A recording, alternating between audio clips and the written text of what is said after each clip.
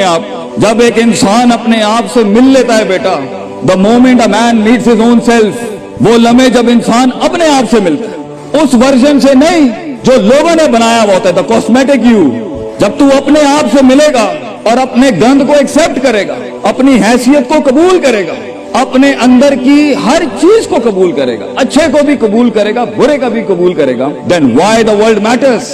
तुझे क्यों चाहिए लोगों की मोहताजी, तुझे क्यों चाहिए लोगों के सजदे, तुझे क्यों चाहिए लोगों की अप्रिसिएशन, तुझे क्यों चाहिए है कि लोग बैठ के तेरी तारीफ करें। Why do you want public recognition? What matters is you. You are important for yourself, not me. मेरी बातों से भी क्यों फर्क पड़ना चाहिए। डर एक नेचुरल पार्ट है, खौफ एक पावरफुल सोर्स है कहीं पहुंचाने का।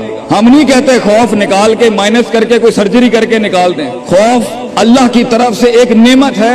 कभी कभी एक इंसान की तेजी को लगाम लगाने के लिए खौफ अच्छी चीज है। किसी को चढ़ी होती है ना कि मैं फौरन फैसला कर दूं, वहां डर अच्छी चीज है। वो उसके कदम को रोकती हैं, वो उसकी जज्बातियत को लगाम लगाती है।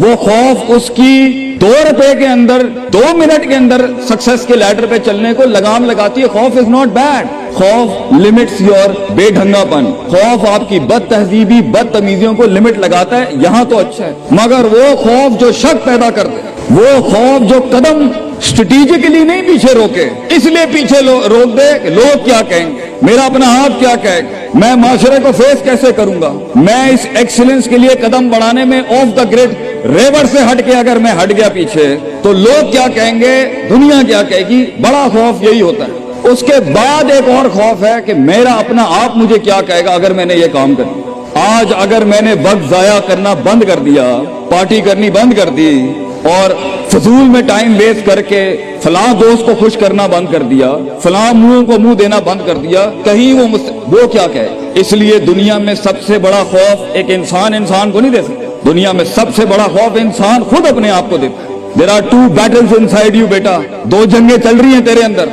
एक तेरे अंदर का वो इमाम है जिसके साथ अल्लाह ने तुझे पैदा किया था। एक तेरे अंदर की वो हैसियत है जिसके साथ तुझे अल्लाह ने पैदा किया था।